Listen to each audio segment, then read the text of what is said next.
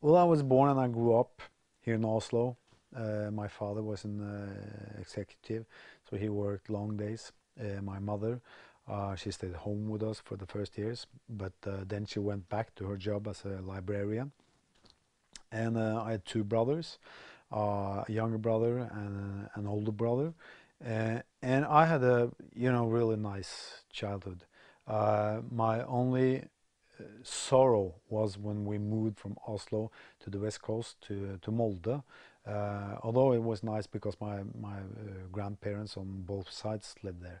But I really felt lonely the first years in Molde because I longed back to my friends here in Oslo. I just loved Oslo, and uh, I guess I spent the first couple of years in Molde. I spent a lot of time alone, and I don't know, but maybe when you spend time alone, you have time to come up with stories, and you make stories because the life that you live in your head is better, and you have more friends there than you have in real life.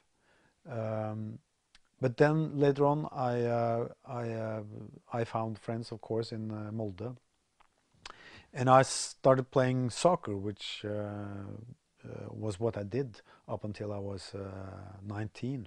Um, and I was sure that I was destined to become a professional football player, playing for Tottenham in England. That was sort of my goal, and I played for a Premier League team in Norway, and but then I was injured when I was 19, and I broke the ligaments in both knees, and so I knew that a soccer career was more or less out of the question. Um, so I had to rethink what I wanted to do with my life, and I went on to study economics in Bergen, and there I also started playing in the band. All my friends in Molde, they played in bands. I didn't play in anything, but I wrote lyrics for them. So I had discovered sort of my storytelling abilities, um, and I started playing in a band as a student. And after having studied in Bergen for 4 years, I moved finally to my beloved Oslo, and where I stayed for the rest of my life. And there I worked as a stockbroker while playing with my band. And finally, my band got a record contract, so we recorded 4 albums and had big success, especially with a couple of the albums. Not the first one. Nobody bought the first album, but then with the second album, we had a big, great breakthrough, and I worked, but I kept on working as a stockbroker. It was a bit strange, because the rest of the band, they were only playing with the band, and we were playing all the time. And very few people knew that. I mean, since I was, the singer, the guitar player, and the songwriter of the band, you would think that I would be a full-time musician. But I was the only one who was working besides playing. Um, and I think the reason was that I somehow knew that I would never be a full-time musician. I didn't see myself as a musician. I saw myself first and foremost as a storyteller, and I used my songwriting for telling stories. Um, and then in '97, my father had just died from cancer, and he was only 72 when he died. And I knew that he had plans for what he wanted to do, and he wanted to write a book about his experiences during the war, among other things. And I realized that, okay, you can't postpone the things that you think are important, the things that that you have to do in life. And at that time, I had made enough money, so I didn't have to. I wasn't rich, but I made enough money, so I didn't have to worry about anything. I could go without getting paid for some years. So I decided, okay, I have to write my first novel. And as soon as I started writing my first novel, I knew that, okay, I have been waiting for this since I was around, 18 or 19. All my friends had started to write their first novel at that age. We discussed literature, and it was like waking up, and finally start doing the things that I knew I had prepared to do for many many years. And as soon as I started writing, I knew that, okay, this is what I will be doing for the rest of my life. I don't know if I can make a living out of it. Um, uh, you know, uh, the chances that you can make a living out of writing are so small that you can't sort of decide to become a full-time writer. But I knew that I would at least be a part-time writer, and that my main goal would be to have something published. And I was lucky because I was published on my first attempt. And since then, I've been so lucky that I've had the best job that you can have in this world. And that is to be a writer, to actually spend most of your day making up stories. And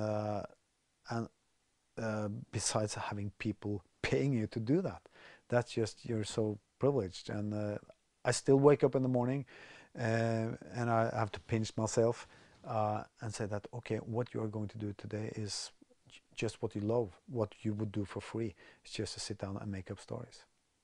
I have a daughter who lives with her mother, and the three of us, the two of them are my best friends. So we don't live together, but we live very close to each other, and we travel together. And I have most of my friends living here in Oslo. I have my two brothers living here in Oslo. Um, so I travel a lot, but Oslo is my base. It's my home city, and it's also the home city for my main character in the Harry Hole series. So I will always come back to Oslo, and I can't imagine myself moving away from Oslo again.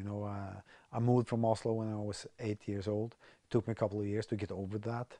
I will never move again, but also because Oslo is such a secure base for me.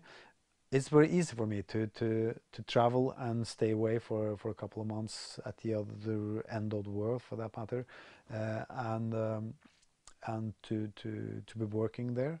Uh, Sometimes I just travel to cities I've never been to, and I stay there for a couple of months just writing, and sometimes using the city for my stories. But sometimes also just staying away from Oslo, because Oslo, as it is my home, is also a city where I'm very busy. There are so much things happening when I'm in Oslo, so sometimes I have to go away to get work done.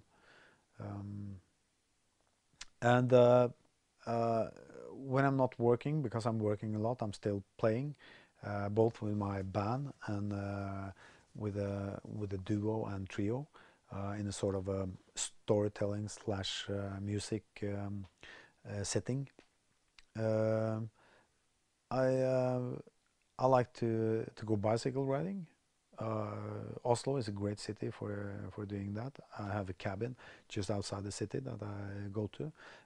I go rock climbing, and Oslo is a great city for rock climbing. Sometimes I also travel outside Oslo, and each winter, me and now also my daughter, we travel to Thailand. There's a place there where you can go rock climbing, and we are going there this winter also with her cousins to go rock climbing. And I just started playing tennis because uh, I couldn't, I could never fulfill my dream of becoming a professional football player. So now I decided that, okay, so I have to be a professional tennis player. So that is my aim now, to someday play at Wimbledon. Now, of course, I'll never play at Wimbledon, but uh, I I found out that when I'm playing tennis, it's this feeling that you're impossible to beat. It's just to play perfect. You have to play perfect. Perfect is good enough to do anything. And I know I'm a madman when I'm thinking that. But and this is no joke. I'm actually thinking that I can beat Nadal if I'm playing like I'm playing right now, if I play like that all the time. And it's the same thing when you're writing.